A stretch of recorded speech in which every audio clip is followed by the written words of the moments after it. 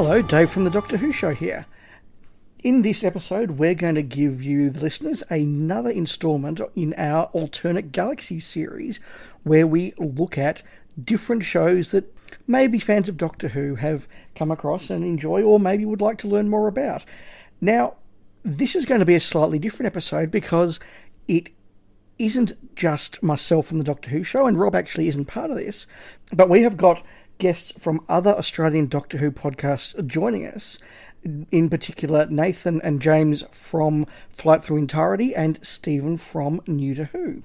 Now, how this all came about was all of us have been chatting in various chat groups, and we all revealed how much we loved Press Gang and what fond memories we have of the show from when we were younger. And so we made an agreement that the next time we were all in the same place at the same time, we would record a podcast episode about Press Gang, and this is it. Now, as well as reminiscing about Press Gang and looking in depth at 5 episodes, one from each season, we also are looking at it through the prism of Doctor Who fans and looking at what this Steven Moffat series tells us about how he would go on to write Doctor Who as the showrunner. The final thing I'll say before we get into it is this wasn't recorded in the usual way. It is literally us having a conversation in a hotel room around a microphone. So if the sound quality isn't what you'd normally expect from us, I do apologise, but hopefully that's made up for by the more natural conversational style of the episode. So, with all that said, let's have a chat about Press Gang.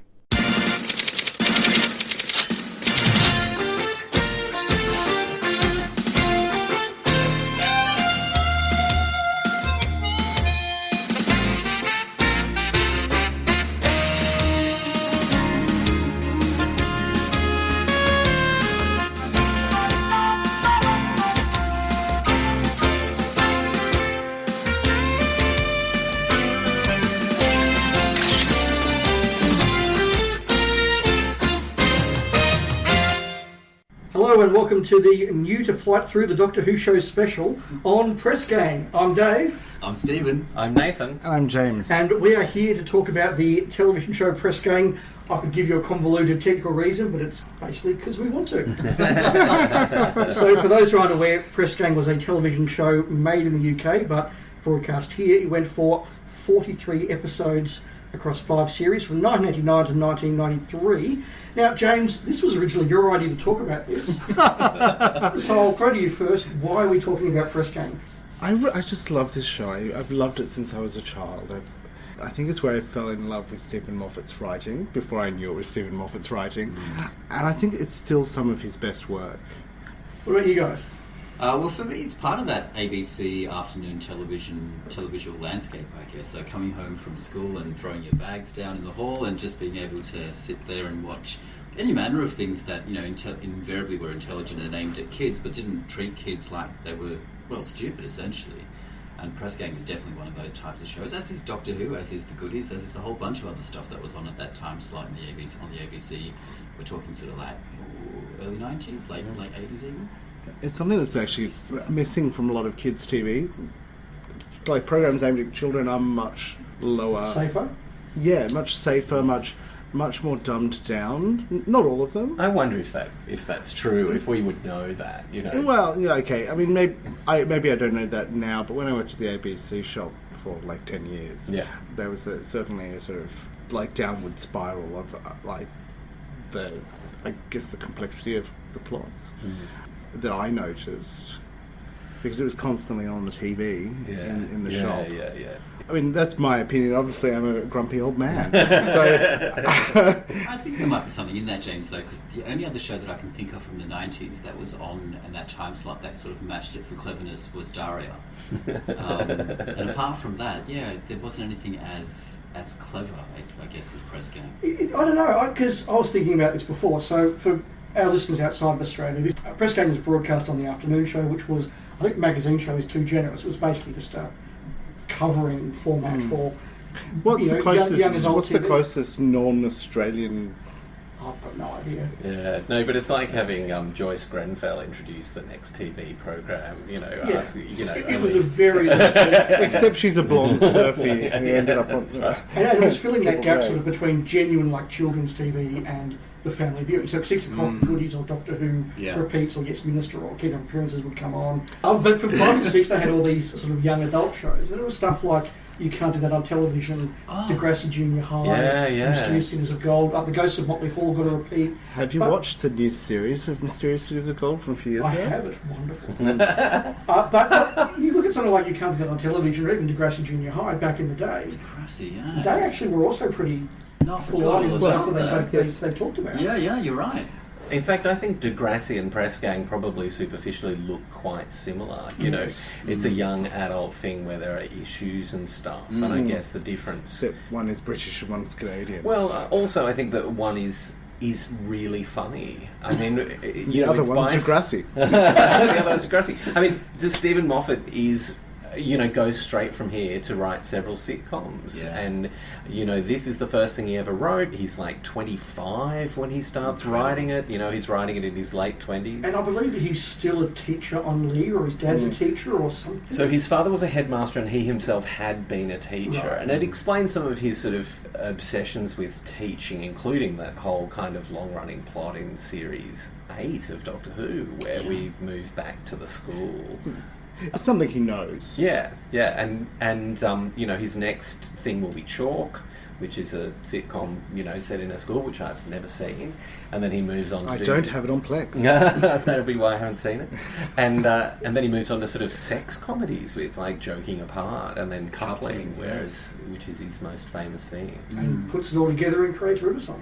Yeah. Who is a professor who likes sex. Yeah. But, it's that thing, Steven Moffat in Doctor Who is sometimes doing his A game and sometimes he's sort of writing things in his sleep, but he's so smart and he writes such funny dialogue, and that's the thing that makes Press Gang stand out. Yeah, it is.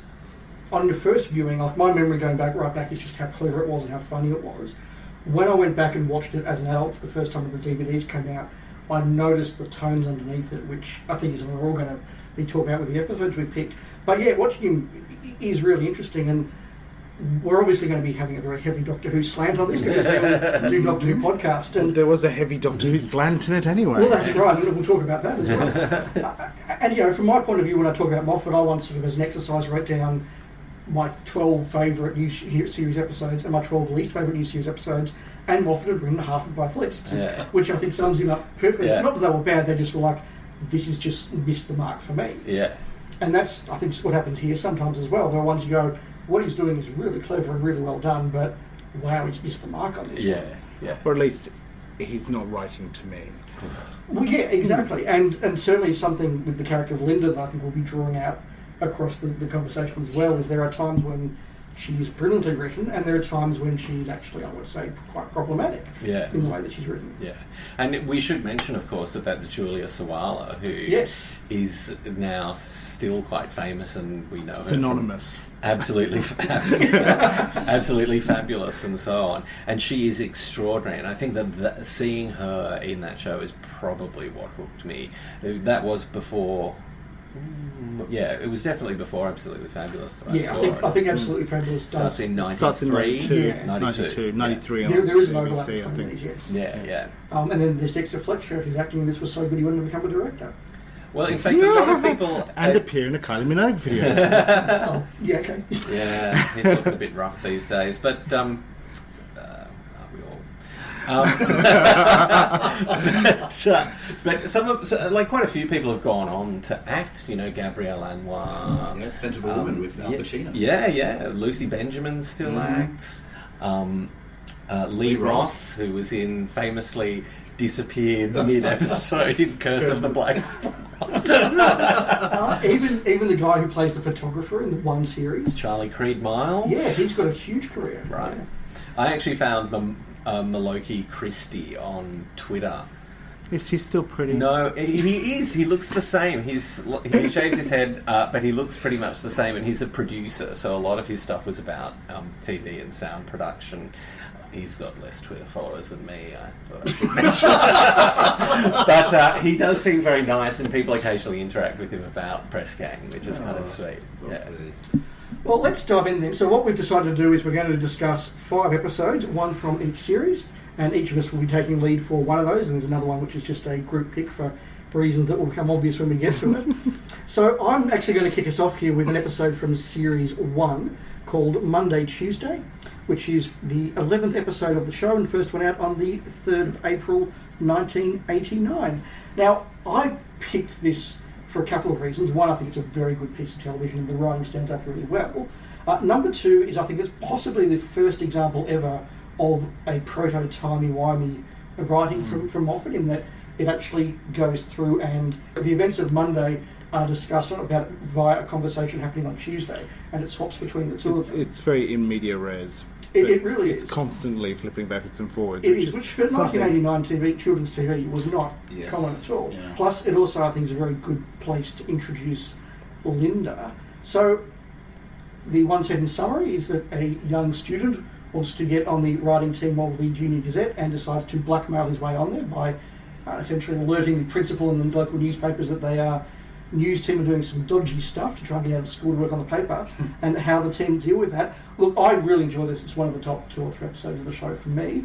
Guys, what's your memory of it, and what do you think watching this one? I think it's incredibly clever, and it's really, really brilliantly heartbreaking as well. So it's not just a formally clever episode, but it also sort of culminates in this just amazing emotional moment.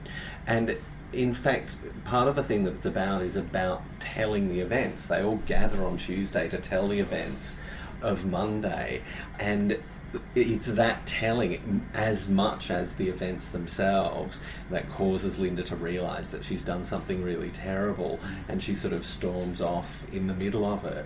And I guess my favourite thing about it is there's a comedy B-plot in it on Monday, and that's a normal thing in a Press Gang episode. You would normally expect there to be a comedy B-plot, but it turns out Spike, who's Linda's love interest, is telling the comedy B-plot in order to derail the A-plot, in order to prevent Linda from getting to the conclusion. Yeah. Brilliant. It's so good. Because I've been given the last episode that we're going to talk about, I watched that first, and for reasons we'll go into later, that gave this episode a lot more meaning, and it's real. I mean, the fact that the events in this story resonate with that character for another 4 seasons, and that's that's classic Moffat. Let's go back to something that I talked about 4 years ago. Did Linda wrestle with that throughout the series? Well, no, not really. It's a second last episode of a series, and the second last episode of a series is the one where everyone's at their kind of lowest possible ebb, and so she actually leaves a note at the end of the episode saying, "I'm going away." I'm quitting, yeah. And then the final episode, which is called Shouldn't I Be Taller, sees her nowhere to be found, and I think Spike has to go and sort of find her and persuade her to go back to the paper. And there's another comedy B-plot as well at the same time. And it is interesting. So let's have a chat about Linda, because Linda Day, played by Julie Swahala, is very much the lead character of this entire show. The show's about her. And early in Season 1, she's shown to be a very difficult person, very arrogant in some ways, very dismissive in some ways. But when you realise that she's actually playing a 15-year-old character, you sort of go, well, she's just being a 15-year-old.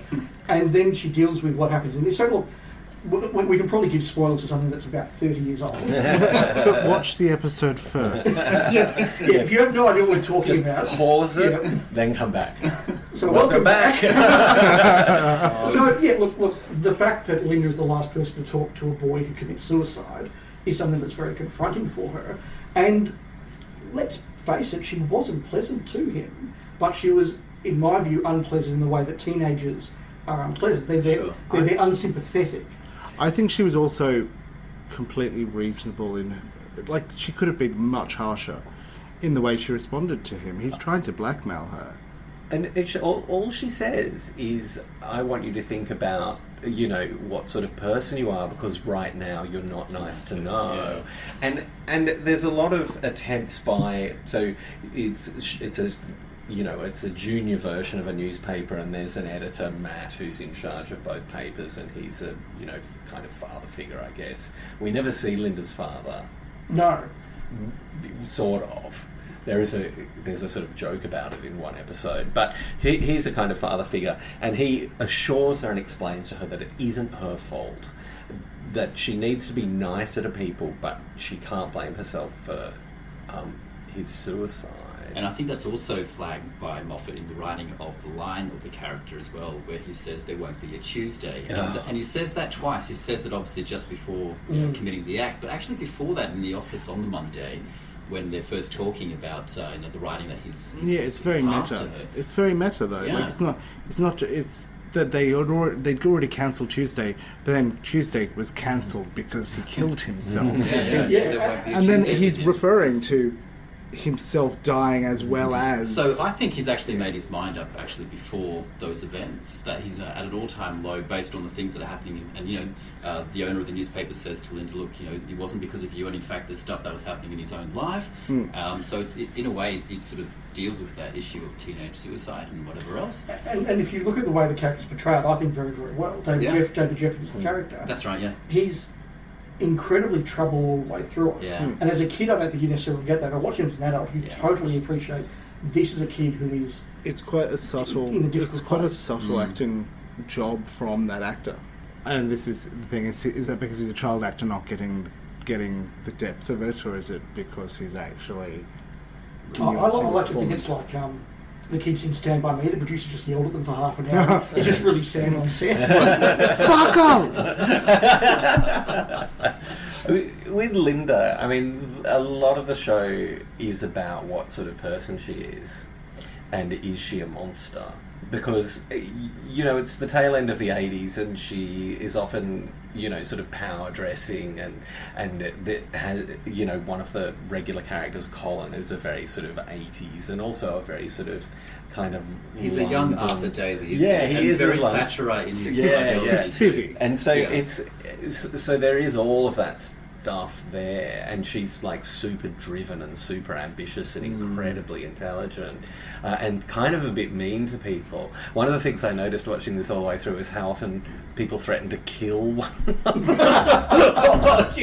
Like she'll say to Colin, thanks Colin, just die. I hope you die soon. Die soon. Like it's all...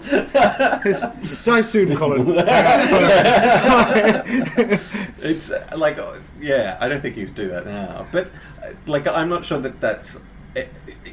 Look, it becomes something that Moffat's obsessed with, and you can see it in the way that he writes Amy when he takes over Doctor Who. Yeah. He clearly wants another Linda. Then he should have just got Julia Sawala. Well, yeah. Oh, wait a minute. No, that's because of Fatal Death, isn't it? But is it also because, and this is sort of like a long-standing theory of mine, that Linda Day, like many of his other female characters, is actually a manifestation of his own side of his personality, and it's counterbalanced by the Lee Ross character, Kenny Phillips, who's also maybe how he'd like to see the way that he is. A lot of his writing, even in Doctor Who, is about, because I think he sees himself as the Doctor as well. Yeah. Is about men being problematic and bad at relationships and kind of horrible and all of that kind of thing. And so he makes the woman the sort of driven, ambitious one, and the man the one who does all the emotional labour in the relationship. And we'll see more of that. Yeah. One of the reasons why I'm not unsympathetic to Linda, but less sympathetic to Linda, and I throw this out as much for debate as anything, is that she did have within her power to read David's work and not be dismissive of him.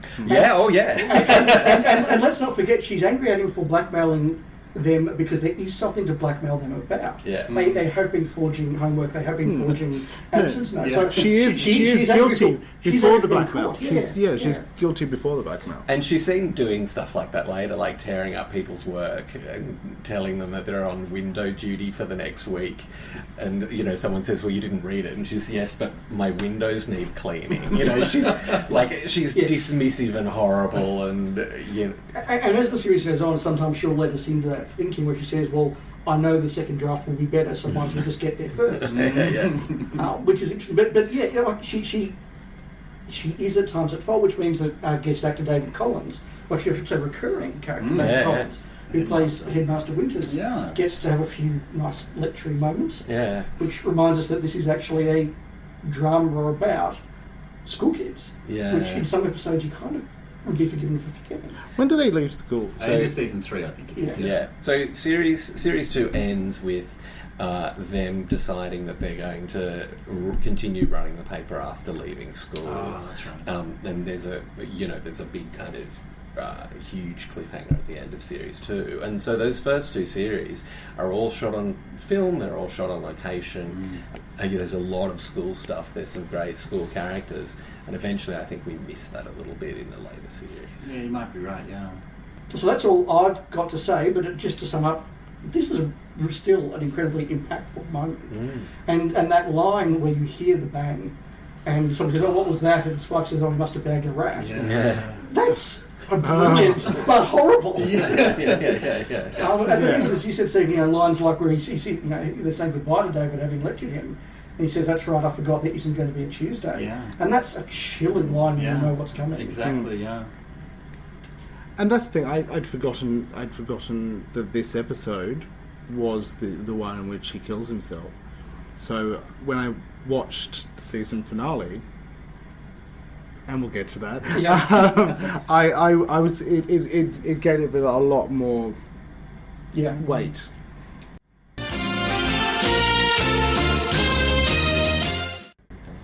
All right, well, that's our discussion of our Season 1 representative, Monday, Tuesday. Stephen, you're going to give us our episode from Season 2. Right, and it is Going Back to Jasper Street. It's Season 2, Episode 3. And there's 2 reasons why I picked this one. One is entirely personal and still resonates to this day.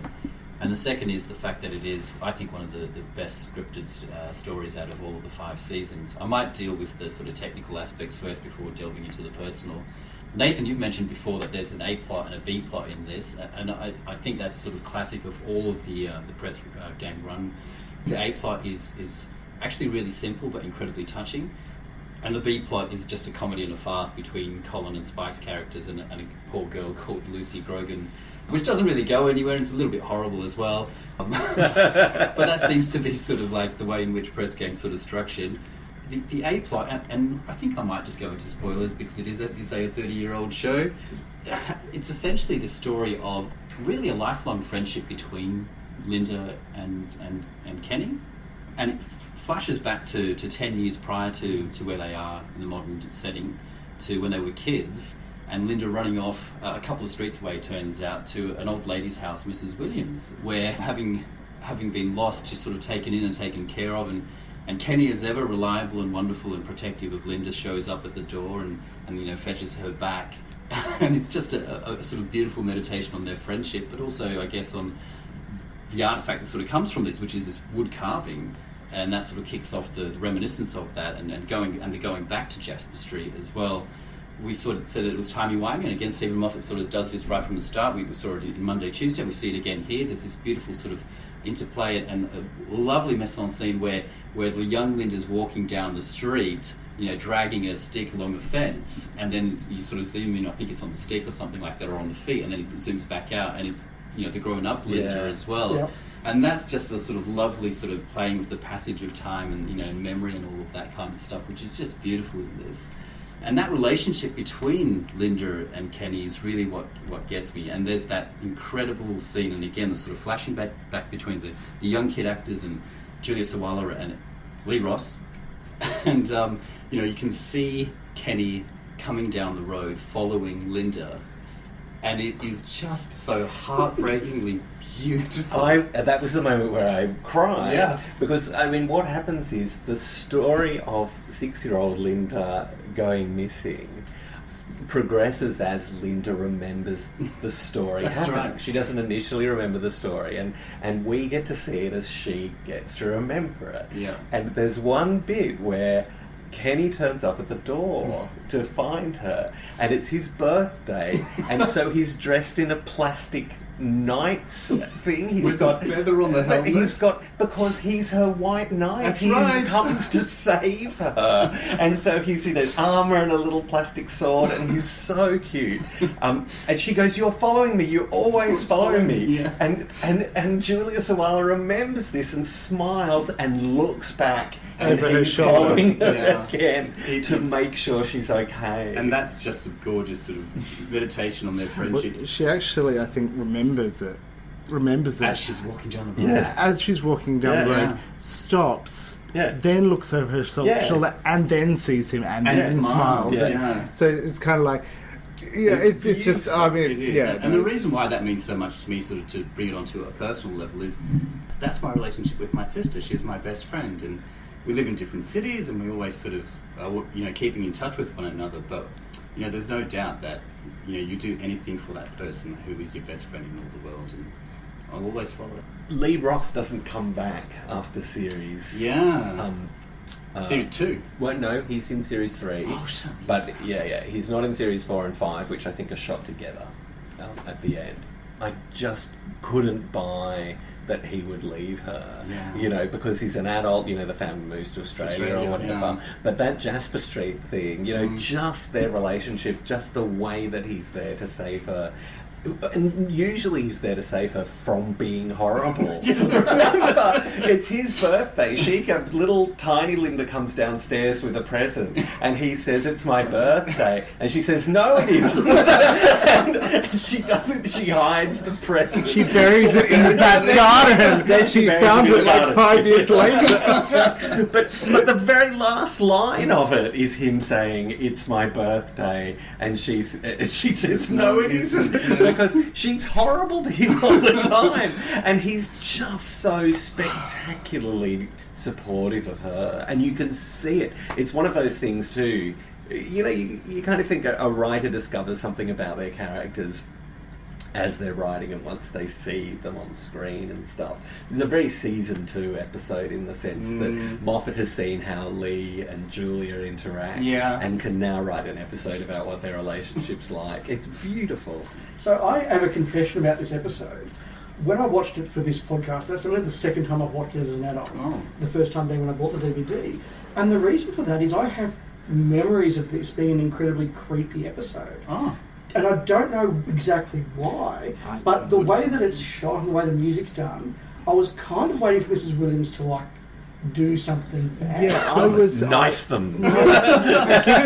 Given that other episodes of this series deal with child abuse, not that we're talking about those episodes, I kind of, having remembered that it dealt with some pretty dark stuff, and there's all that misdirection with her waking up and suddenly remembering As things. a kid and as both as a teenager as well. Yeah. And coming downstairs and seeing the grotesque bookend and being shocked by it. It's all very... Yeah, because 16-year-old Linda is having nightmares as she remembers this stuff, and there are some quite lovely moments where her mother actually, who doesn't appear a lot in the series but comes back now and then, her mother comes down and does the whole, you're still my baby, lovely stuff. Don't say it, Mum.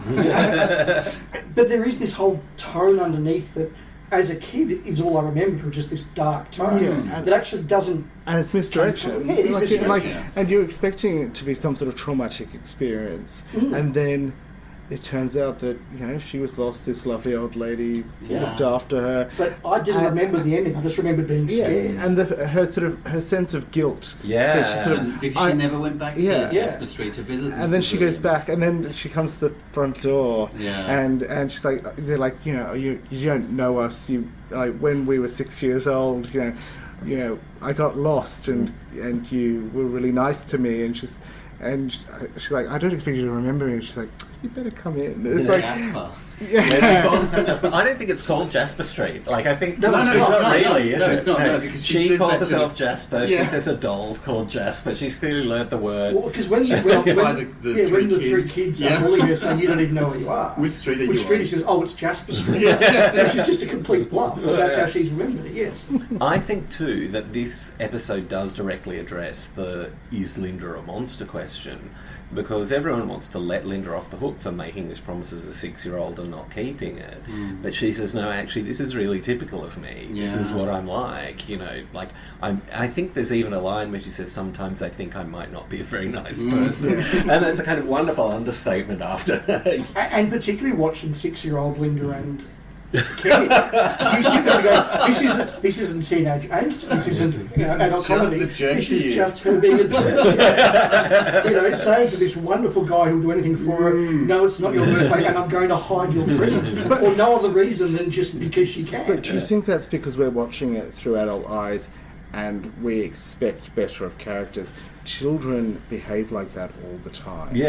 But children aren't, children and teenagers and stuff aren't an undifferentiated mass, No. So, but Linda's a horrible child and a horrible teenager and a kind of horrible adult. And it is a thing in drama, particularly television, to show a unlikable character and show them that they actually were quite nice and innocent as a kid. Or give a reason. And she doesn't even get that. Yeah, or give a reason for why they're nasty. That's right. She doesn't even get that. It's just, she's always been unpleasant. Oh, we do meet her mother later, remember? No, we don't. We meet Spike's mother, who's No, played by... we meet her mother. No, sorry. We meet Spike's mother, who is... Yes. Yes. As an adult, played by Control from Ghostlight. Oh, I'd forgotten that. Yeah, that's a bit much, that one. But we're not there yet. Watching it again now, look, it is lovely, but there's something very unpleasant. I found very uncomfortable out of it. And I think it is just realising that this poor old lady really was treated quite, not nastily, but dismissively by Linda, and that sits very badly with me. Yeah. But then, she's 6 years old, as we've said. And, for a 6-year-old to forget and not keep a promise is something that is understandable, but she still feels bad about it. So it kind of shows the other side of Linda, which she does have a soul. She does have, the potential to feel bad about her actions. Can I also, just to sort of break topic here, a shout out to Mr. Sullivan and how he saves the universe? Yes, I was about to mention exactly that. So PC Ron Smollett from The Bill, who gets these wonderful lines about how there's a wormhole is opened in the space-time continuum, and it's frustrated Doctor Who fan trying to make the show that... It absolutely is, but I had no idea at the time that Steven Moffat was, a fan of Doctor Who, or would go on to write Doctor Who. But it is just there from the start, and it reads like a script from season 5 or something like that. This idea that the bookend, which he actually solves initially to sort of say this is what it actually is something that's travelled from forward in time from back in the past just to torment Linda. Wouldn't it have been wonderful if there hadn't been a bookend and had just been left up in the air for you to wonder whether there actually was a rip in the space-time continuum? That would have been great. He does actually nearly do that sort of thing in some episodes later on.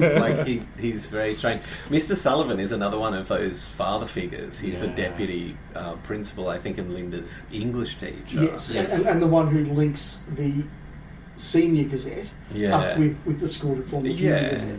And in the first 2 seasons, she very, very frequently is just waiting outside the staff toilet during morning break to emerge. She needs his advice. He just comes out of the toilet and there she is, and it happens all the time. And she does comment, I think, in this episode about how regular he is. And she says, you really must have a very heavy breakfast. But he does get that wonderful final line at the end of their scene together where having explained that the reason why there are 2 apparently unique items is because they are bookends.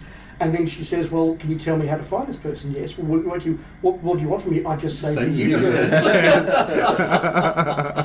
And it's just one of those very clever scenes. And he is fantastic in this series. Yeah. And he comes back fairly regularly. And in fact, he's in that season 4 episode in a very different but related role. Yes, a guardian angel. Literally a guardian angel, yes. So look, I've enjoyed watching that one again. I wouldn't have if you hadn't put it forward for this season. So thank you. I'm glad. Yeah, no, my absolute pleasure. And I think this remains as my number 1 pick of all the Quest Gang episodes. Wow. So it's pleasantly lighter. I mean, whilst also being quite deep than all the other episodes that we're talking about today.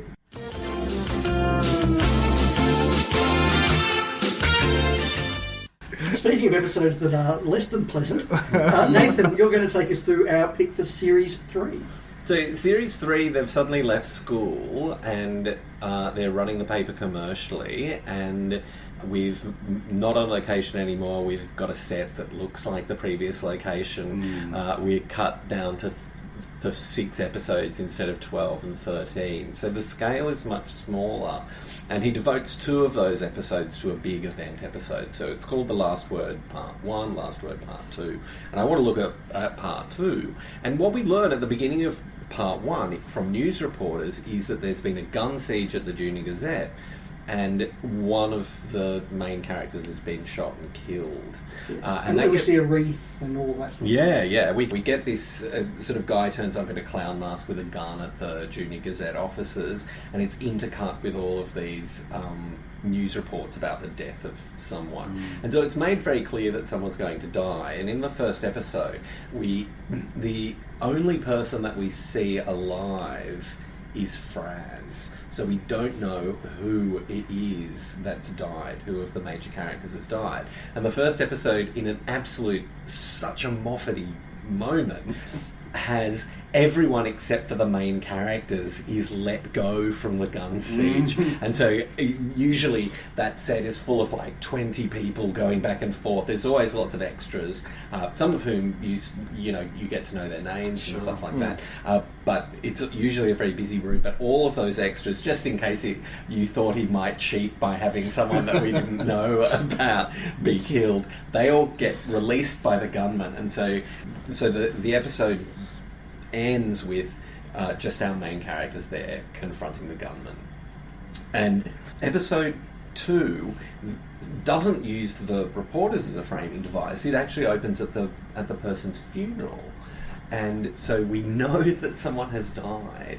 And at the funeral we eventually see Sarah at the funeral, so we know that she's not the person who is killed. I don't know that we've talked about her. She's a very writerly character. Yeah, and was originally the competitor with Linda Louis, the editor, and although he's the better writer, was not the better editor. Because she's not a monster. Yes, basically, yes. And she's talking to Hugh Corshi, who is in The Phantom Menace, yes, and is also in Daleks in Manhattan. Yes.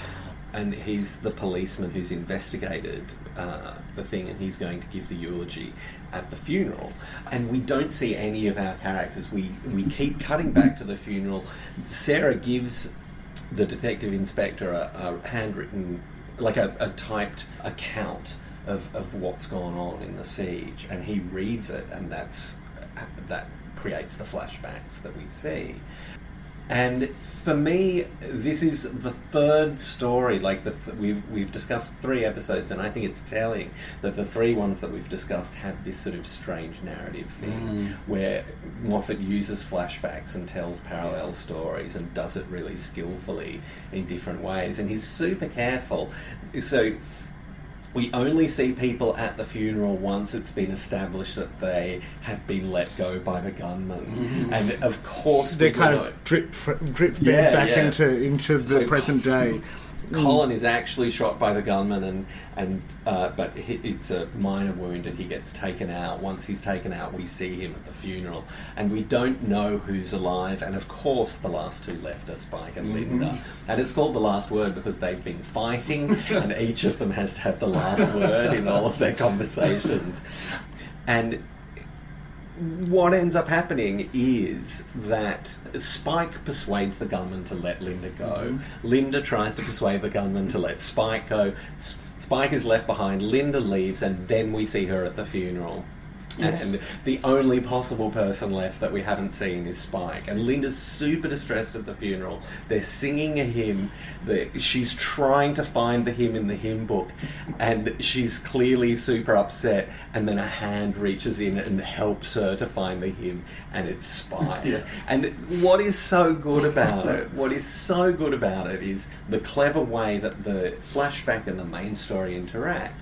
But also what's good about it is Moffat's refusal to tell the story that we think he's going to tell. And it's something he does in Doctor Who all the time, where you sort of think that a story is going to go a particular way, and maybe an unpleasant way, and it doesn't do that. That reaches its apotheosis in the way he structures his 2-parters. Yeah. Where he's like... End of season 2 any 2-parter. Oh, right, yeah. And he does it in Series 1 with with Empty Child, Dr. Dances. And I think there's a quote from him at the time when he was writing that a two-parter should never pick up from where the other one left off. You should never know where this story is going. It shouldn't just follow the narrative in a straight line. It should twist and head off in another direction. But I also think too, you know, things like Heaven Sent, where it looks like the Doctor's out for revenge for Clara's death, but it doesn't go that way because that's terrible. That's, you know, fridging someone and then, you know, toxic masculinity. Do you mean Hellbent? Revenge. So, I get them mixed up all me the too. time. I'm convinced that there was a swap on the script. Yeah, that's right. They do have the wrong name, don't they?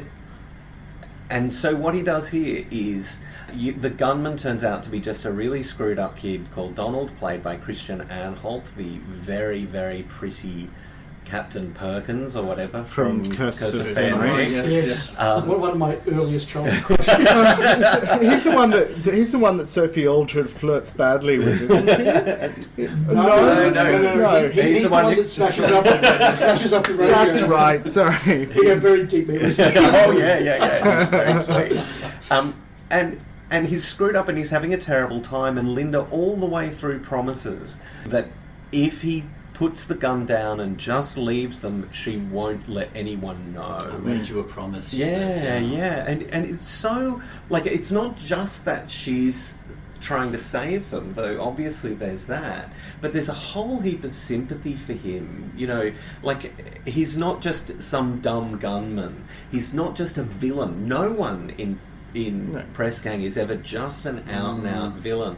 And we have so much sympathy for him. And he shoots himself. It's one of... How many deaths do we have in Press Gang? 4, I think.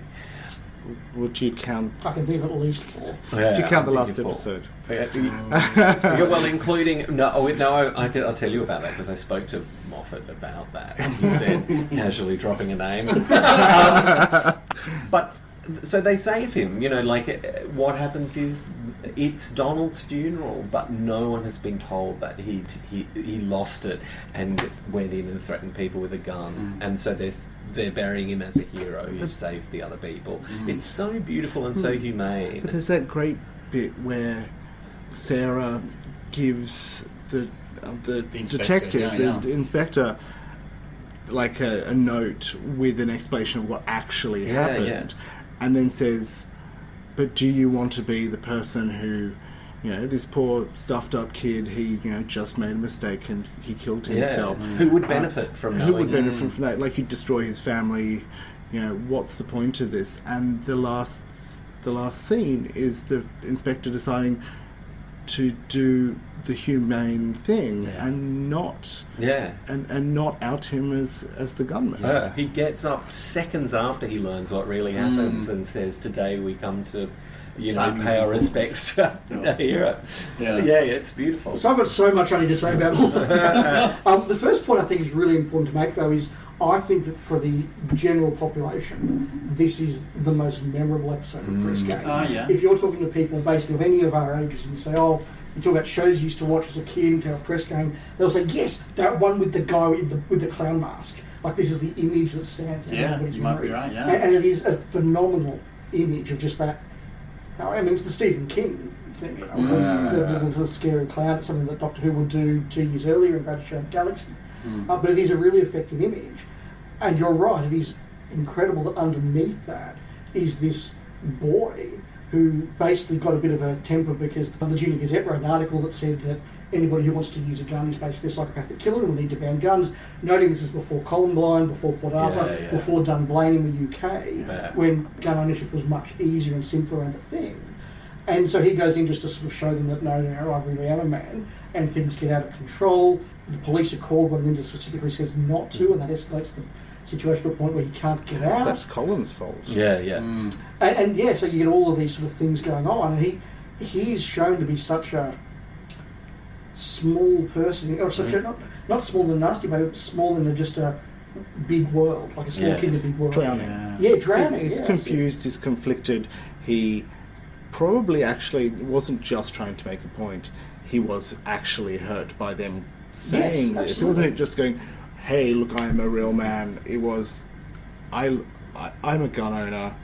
I like to hunt things that, like, you've hurt me, and I'm going to shock you back.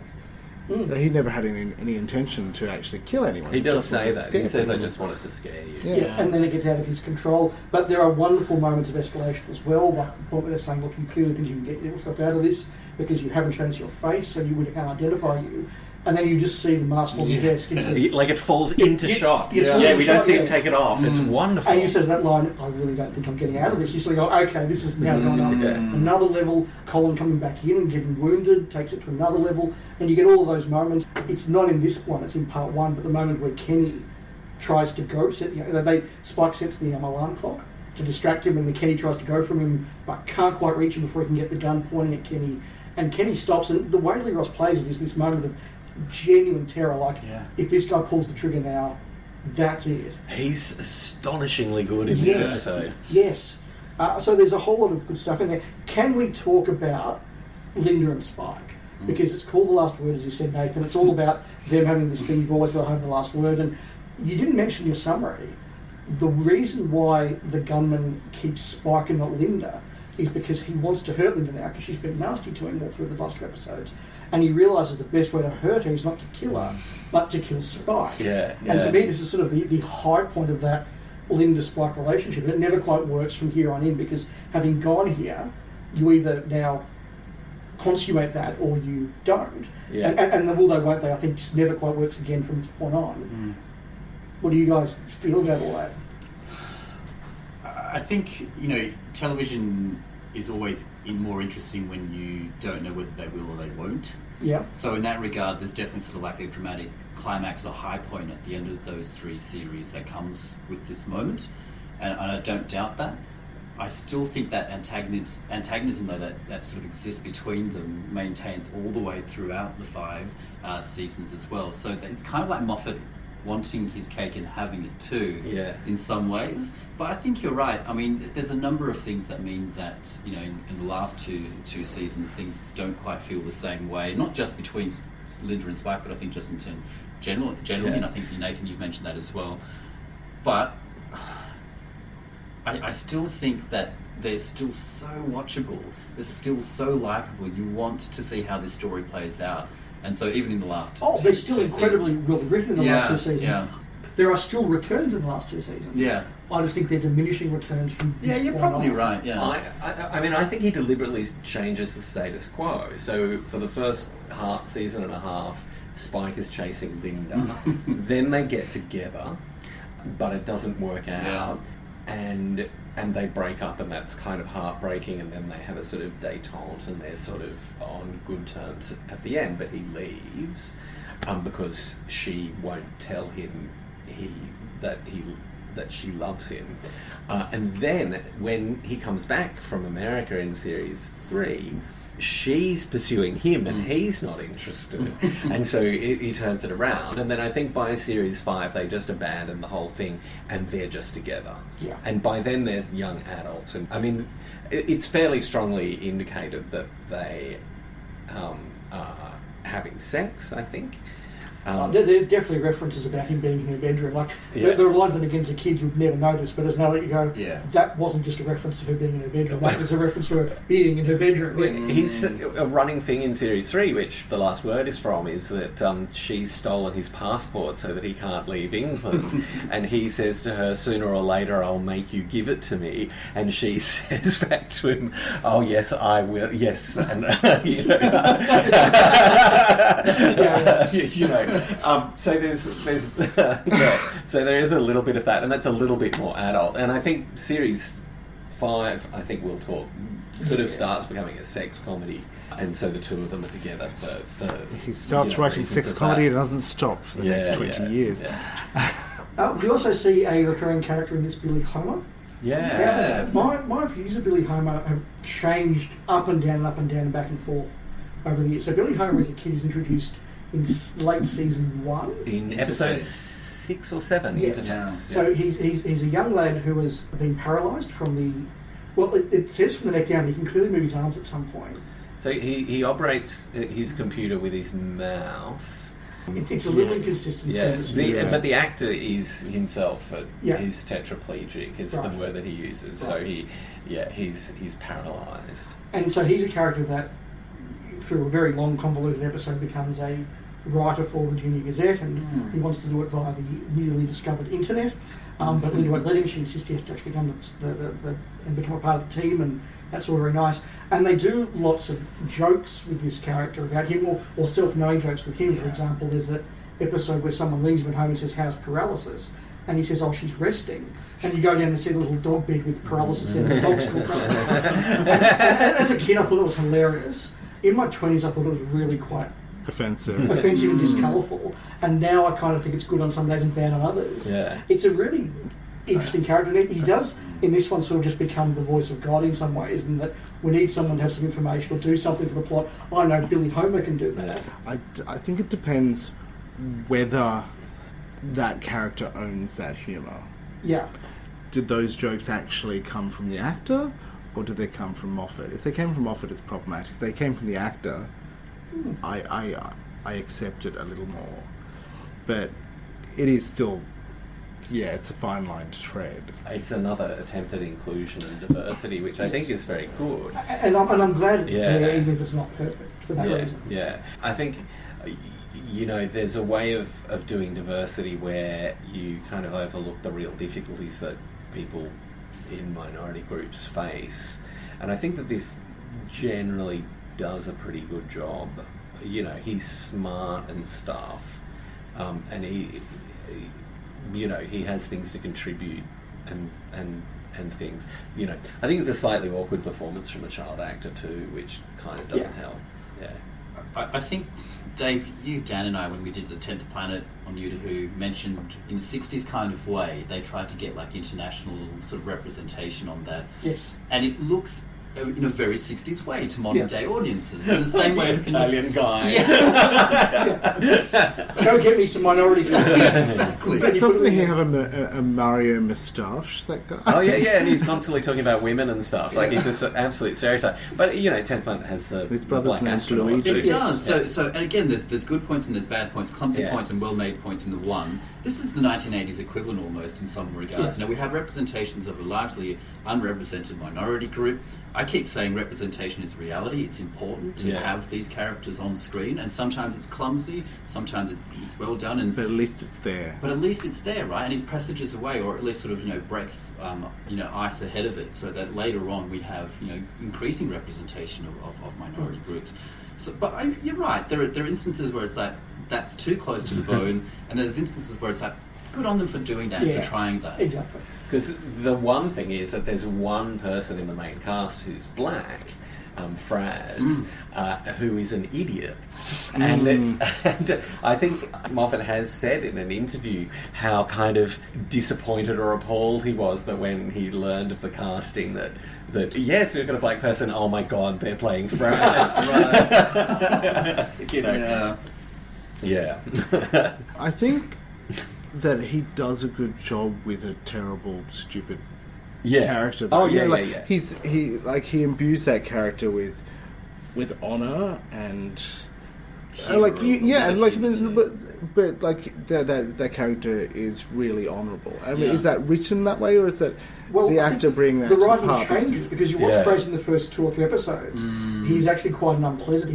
He's the guy who's been punished by the school to go and work for the paper. Yeah, he's a naughty boy. He's a knuckle dragger. Yeah, but I think it's and you can probably pick the moment when Moffat meets the actor, and suddenly he writes him in this very loyal, and he's done in a likeable, lovable, loyal way. And there's also a kind of refusal to give much of a crap as well. He's constantly got his feet up on the table and stuff like that. So he's not dumb so much as kind of slightly disengaged. Even lazy doesn't help, doesn't it? Yeah. He does get that hero moment though when he sets up the dark room in this episode. Again, very smartly too.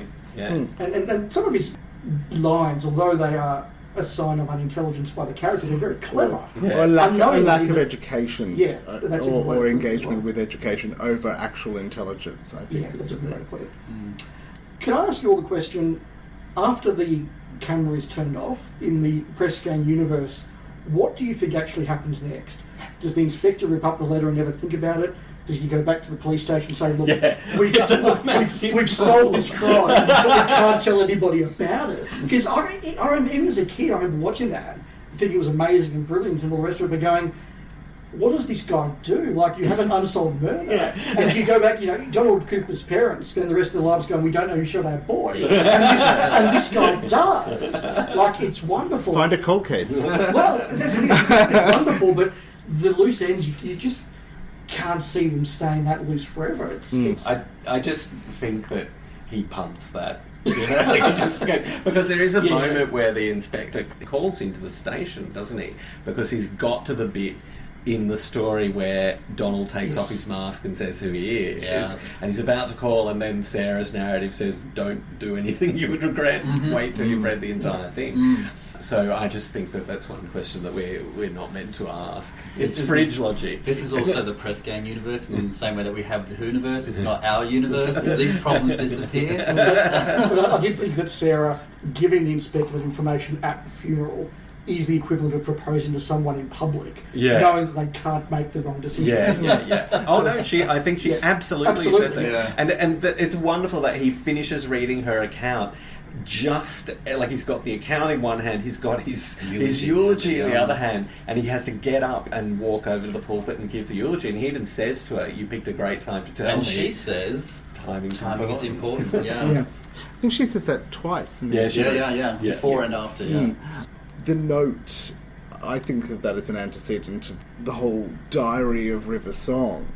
It's him working on this idea of telling a story through a book backwards. It's not the same. It's not the same structure, but you can quite obviously see his fingerprints on this. Yeah, no, I think it's a you follow it through method to of it. storytelling for him, isn't it? Like, linear just doesn't work for Moffat. It has to be clever and backwards and forwards and paralleling each other. Notes and stories and recordings and telephones, like all of those. The little notes in series 6 that get them all into the plot. All of that is so Moffat-y. Well, I'll tell you my Moffat story later. So look, I think it's fair to say that The Last Word is extremely memorable, extremely well written. It's a marvellous piece of television.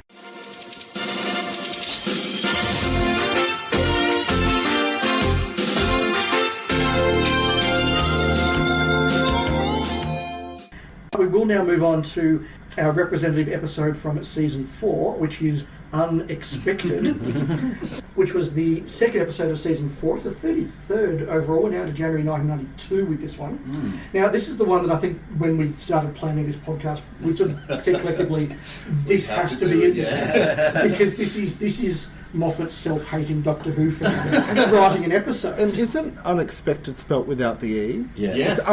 It's Expected. Yes. So this is an episode where it's all about the gang remembering the 10th anniversary of a slightly dodgy but much loved children's TV series about a mysterious character played by Michael Jaston, who played a unofficial, dodgy, complicated, possible incarnation of the Doctor. Just when you think, is this really about Doctor Who? Michael Sheard turns up as the guest star. Absolutely. So, Attack of the Cybermen's Brian Glover is in it. yes. But Michael Sheard is like that, he turned up in what? 5 or 6 stories, I think I counted 7. No, maybe. really? Well, he turns up with 6 He's and 7. in the Ark. Yes, he's in the Ark. He's also in at least one Big Finish. Everybody's been in the Big Finish. Stones of Venice. Oh God! I think I was in the Big Finish. I think that's one of the last things that he did before he died. I think. Right. Really? So, look, the framing device of this is that Fraz is given this unwanted task of doing the 10-year retrospective about this show, about Colonel X. He gets mugged in the alleyway, and the character, Colonel X, turns up to save him, and it sort of all goes from there, how is this possible, etc., etc. And some of the best bits, I think that you were mentioning this, James, are the actual watching episodes of Colonel X, which is just brilliant. So there's a scene where he's doing his research and he's researching for this article and he's watching the episode, but we pan across all this merch and there's like novelizations and Radio Times covers and old VHSs. Target symbol. I love that. I particularly love it because like he's watching it and it doesn't live up to his memories. Yeah. And so I loved this as a kid, and now it's a bit crap. And maybe that was us also when we were 16, 17, 18. It's certainly Moffat in his 20s. Like, Moffat has said very scathing things about... I mean, he's stopped saying them over a decade or so, but he has said very scathing things about the classic series. It's most of us in our 20s, it's like, I'm going to the Doctor Who convention to get drunk, not to meet Nicola Bryant. Not Yeah. So I think that's a particular time in Moffat's life. Because, he does bring back... In Coupling, in the final series, there's a character who is a Doctor Who fan who works at a science fiction bookstore and who talks about the recovered episodes from Dalek's Master Plan and stuff. So I think he's back on board by the time he's writing that. The show itself is a little bit Avengers-y, actually, really. More Avengers than Doctor Who. Yeah, it's a bit spy-fi, isn't it? But it has robot replicas. Which is robot replicas. He just rolls his eyes. Beautiful. Yeah. No, it is a bit more Avengers. It's a bit more spy-fi. He's much more of a John Steed type of character. With his cane and gizmos and whatever else. But I still think it inhabits that sort of 1960s British mediascape of Doctor Who and the Avengers, and I don't know what you could call it, but it's kind of like a cool Britannia that existed at that time. British telefantasy. Yeah. The thing about it is, it's not timey-wimey at all. This is our first This is completely linear. But what it does... Ironically. Well, what it does is it plays with a TV convention in a very Moffat-y way. So Fraz starts to see Colonel X, who the actor has died in a car crash, a car crash that just makes me think of Roger Delgado. That's all I could think about. And he's died in a car crash, and so when he visits Fraz, Fraz thinks he's hallucinating. And no one actually hallucinates like that. That only happens in TV programs where someone appears and talks to you and stuff like that. And there's a scene in the newsroom at night where Colonel X is talking to Fraz, and Fraz is ignoring him because he doesn't want to seem mad in front of Tiddler, who's there. And Tiddler turns to him and says, "Why are you ignoring that nice man?" And it turns out that, in fact, he's been there all along. He's cute. So let's, again, if you haven't seen this episode, pause now, go watch it, because we have to tell you. Thank you. Now, we then get to the twist of it all, which is that the actor didn't die in a car crash, but after he left the series playing Colonel X, he was so typecast he couldn't get more work. He says that he turned to alcoholism. It's implied that that's what caused the car crash in which his wife died. Yeah. He doesn't say, I watched it very carefully, he doesn't say it implicitly, but he certainly blames that for the car crash that killed his wife, but he survived. And he felt utter guilt for that. And so this is somebody who has so damaged by playing this role that he's escaped into this role and now just pretends that he actually is Colonel X, because that's better than being himself. He says you'd have to be mad to want to be John England. Yes. And that is such a clever twist that you almost don't notice that it's such a sad twist. Like, this is a really sad thing. And it does make me wonder then what is Moffat saying about the show and some of the actors who played him. And the one that came to my mind was John Pertwee, who, although he had many great roles after Doctor Who, he really never felt that he could escape being Doctor Who. And by the end of his life, Pertwee's famous for being the one who would just turn up anywhere you asked him to in the costume playing the Third Doctor. And there is, I don't think Pertwee's life was tragic, but there is something incredibly tragic about this. But it's done so well that you don't notice until you think about it. Yeah. I don't think it really properly works in the sense that it's TV logic and TV madness. Yes. But there's just that sweet thing where Michael Sheard's character turns up to take him back to the mental hospital, and Fraz says, "Oh, I think we've got this.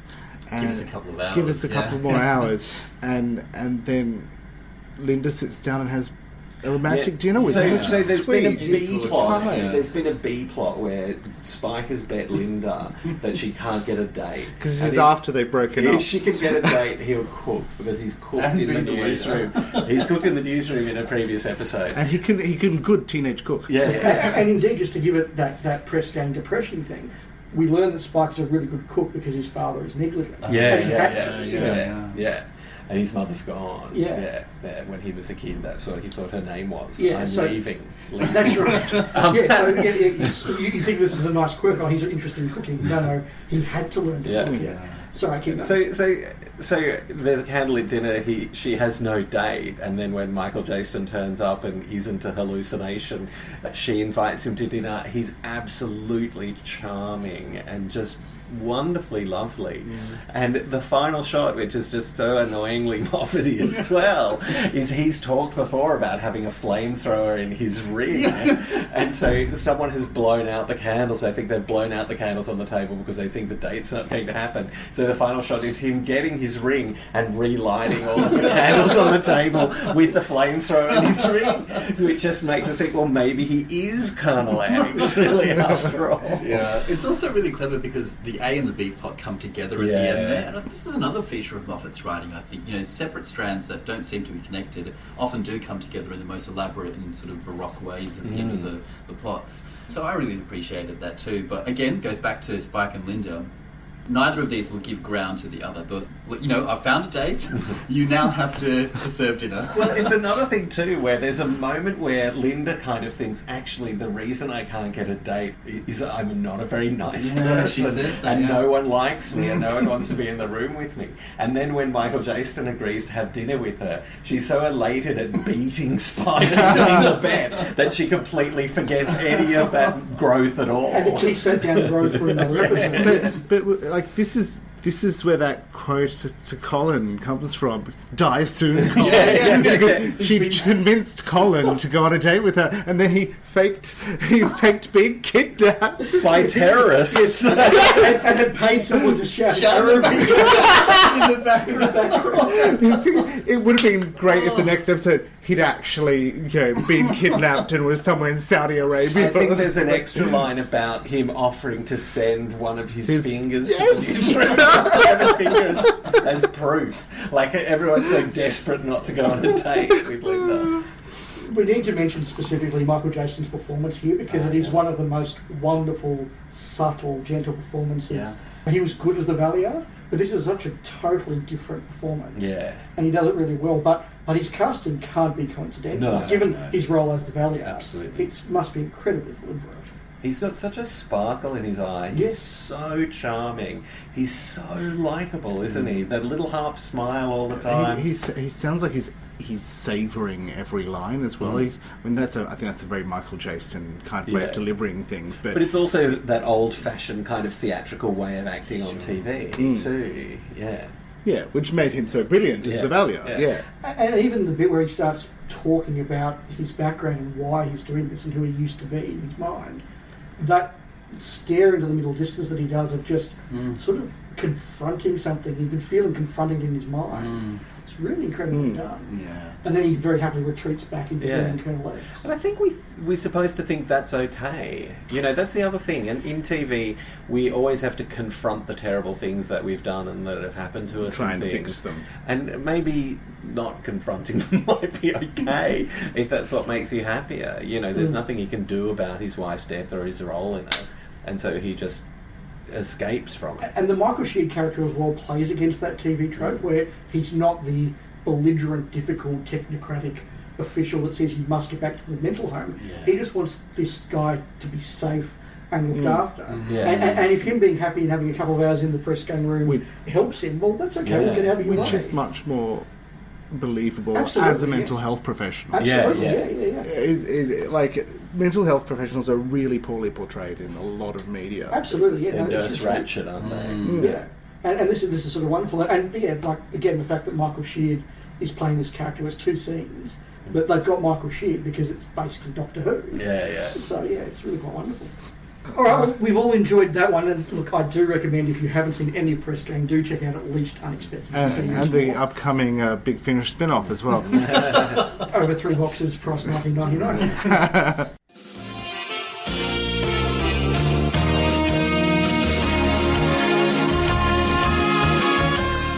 Which brings us to the final season, and in fact the final episode, which, James, we're making you take us through.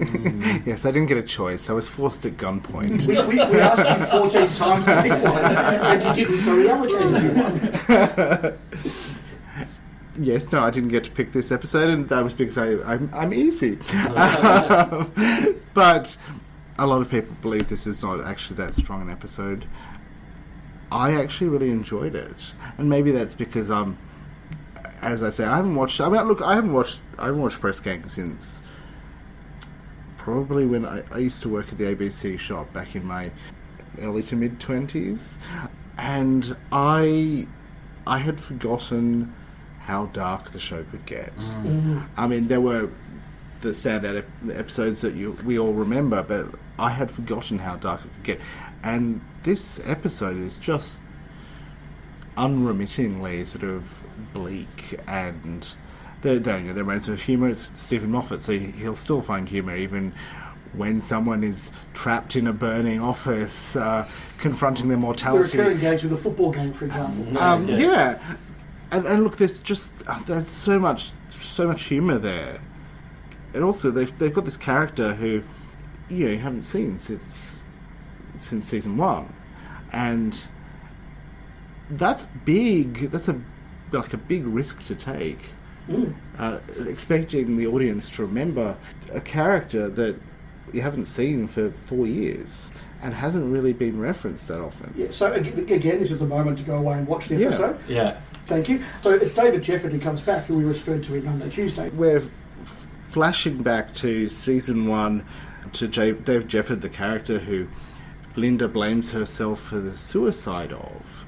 And this whole episode is really her coming to terms with the fact that she has carried this guilt since Monday, Tuesday, that she was somehow responsible for him taking his own life. I thought that was really brave. Whatever you think of the structure of the episode or whether it works, I actually think it works quite well. But, it is very dark. So the structure is that Linda has actually passed out in the newsroom, which is now on fire. Yes. And now has that television thing of deciding does she want to live or not, which is very television. Yeah. But So the whole episode is flashbacks. Yeah. And we think that she's in a psychiatrist's office, which is getting hotter and hotter, but it turns out that... Yeah, it's the press room burning. It's reality trying to break through to her unconscious mind, which is knows on some level that she is going to die, and it's really her flashing back to a moment in her life where she felt that she made a terrible decision, and dealing with that.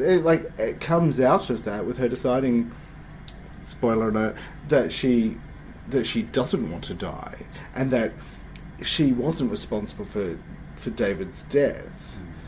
She's blamed herself for it for the last 4 years, but she basically goes, no, that was your decision. I was nasty to you, but that was your decision, and I'm not going to make that. I'm not going to take the easy route.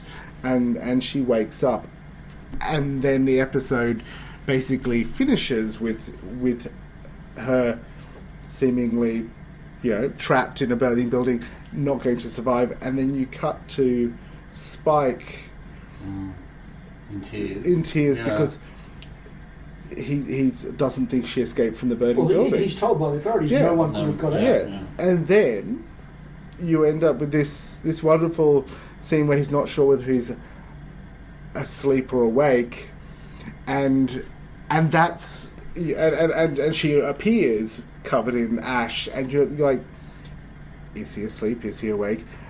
And then it freeze frames, and that's the end of the whole show, and you're left wondering, is she alive? So they're about to kiss, aren't they? They're going to kiss, and then it freeze frames. So I spoke to Steven Moffat, who came out to a Doctor Who Day event in 2005. We had him out, and Doctor Who had just started screening in the UK but hadn't started here. I don't think we got to his episode yet. No, we hadn't got to his episode. I asked him how he was going to work a telephone joke into a Doctor Who episode. Because, and he did, of course. The He was like, wait until November. The entire thing is about telephone jokes. And I said to him, did Spike wake up after kissing Linda? And he said, no, he didn't think he did. He thinks that Linda survives. Okay.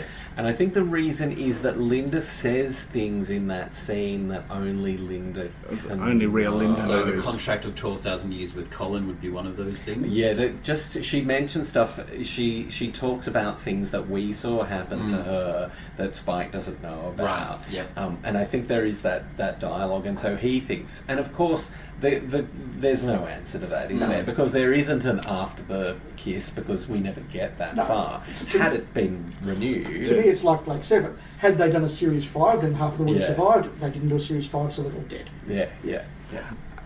Oh look, I missed the whole driving force at the beginning of this episode, which is that they find a member of the staff who's overdosed in the bathroom. Yes. Who Linda just refers to as what's his name because she can't remember his name.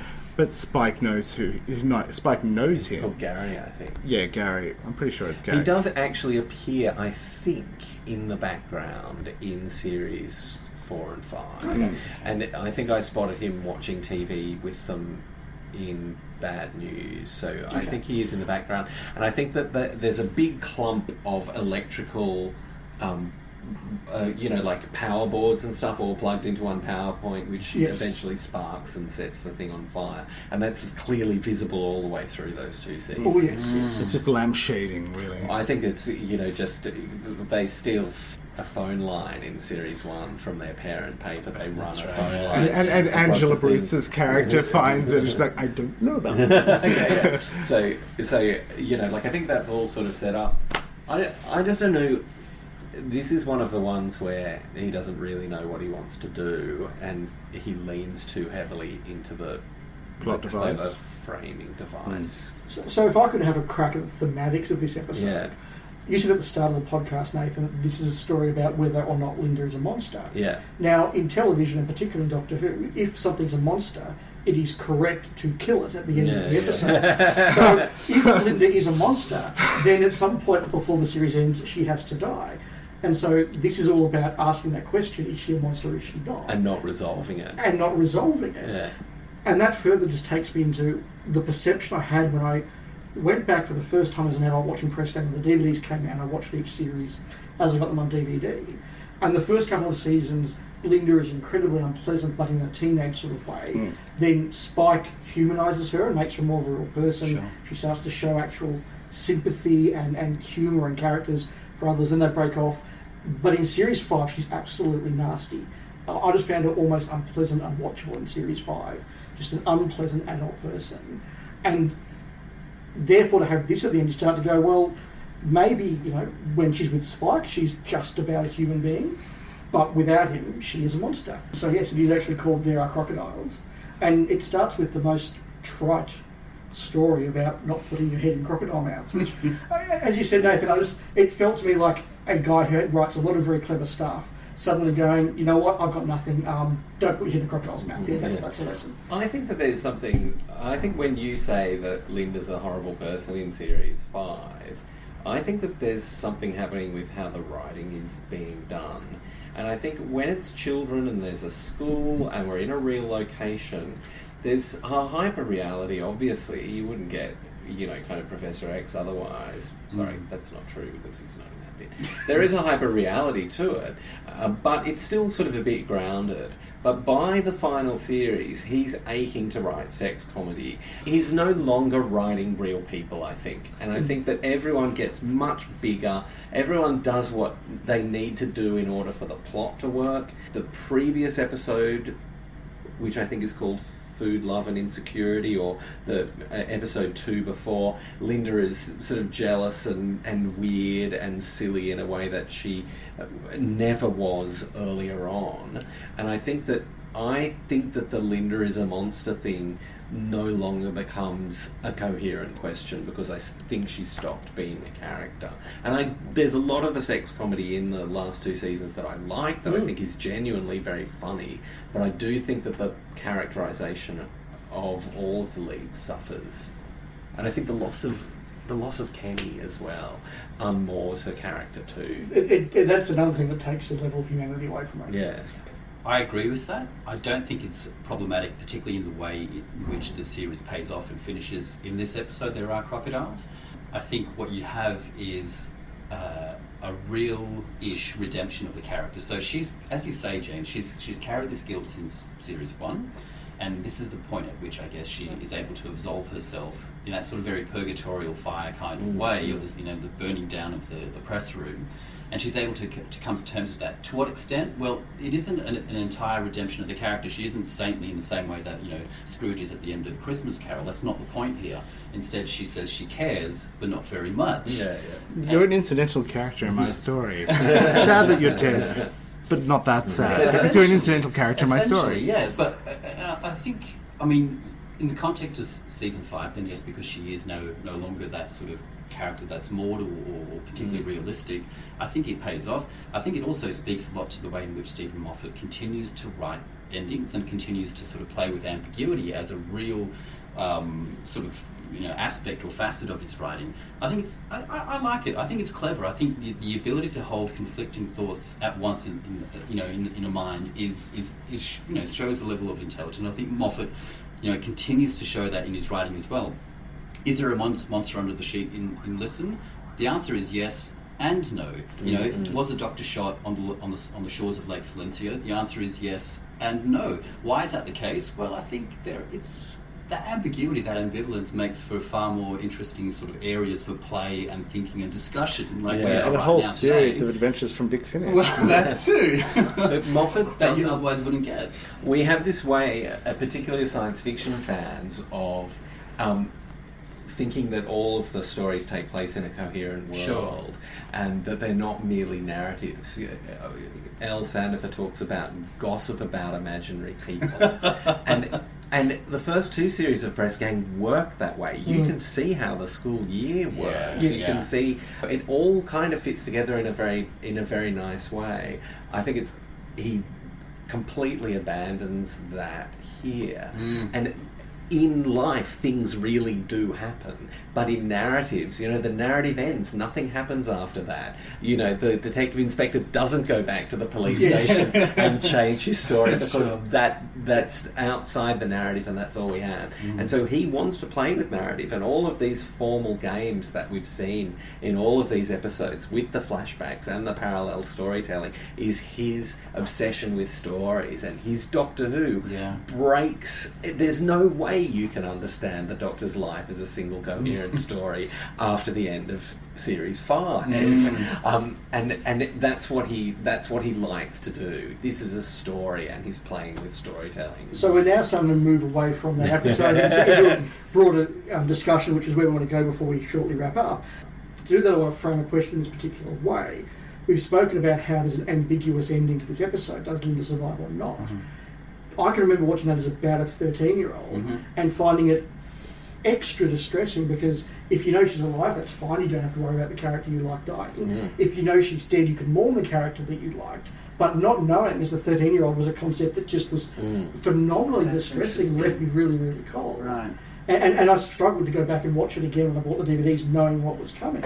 I'd forgotten the last part of that last scene. I just had the image of her as the silhouette in Spike's bedroom. That was all that was left on the mind's eye, if you like. And so we've spoken about a lot of things. Would you show this to a 10-year-old kid today?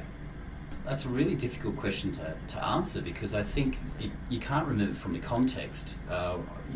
Like yourself, I was 13 and watched it at a point in time when I was distressed, but I also sort of coming to understand that this is the nature of the world. I was transitioning out of childhood into adolescence and beginning to understand that the world didn't have clear answers for me, and that at the same time I was watching Peter Davison's Doctor on repeats and getting a very similar sort of understanding that, you can't always win. It's the real world. Children's television is meant to be safe. Yeah.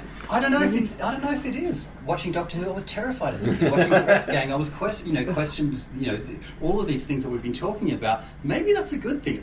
I don't know if you could start with it, showing it to a 10-year-old, and maybe they would sort of understand it, but like yourself, I was sort of like just on that cusp of adolescence where I was really starting to engage with these and the characters and the stories, and they started to make more sense to me. So maybe 10's a bit young, but 13, yeah, absolutely.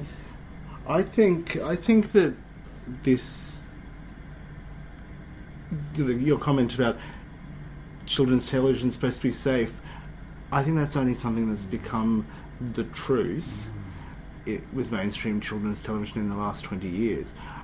I don't think any of the programs that we watched that were aimed at the intelligent older child were actually that safe. No, I say it as a provocative question. Yeah.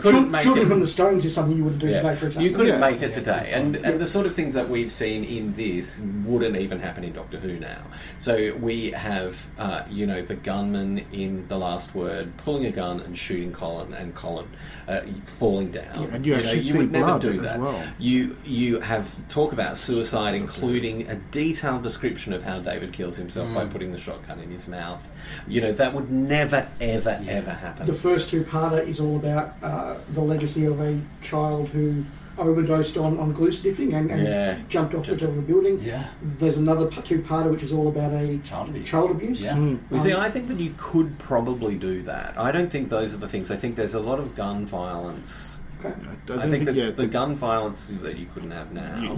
I think you could have a very special episode about, all that stuff about consent. In fact, I think that might be something. I think that's before its time, like dealing with that. And that episode too, where he puts Colin, the comedy character, in there, and he has to deal with it, but he's too stupid a character. Yes. Not a stupid person, but he's a trivial comedy character who's been given the weight of this incredible kind of topic to deal with. I think that's a very, very good episode, and I think you could do that now. I think it is good, but there's heaps of stuff that I don't think you could do, and you can see him pushing it.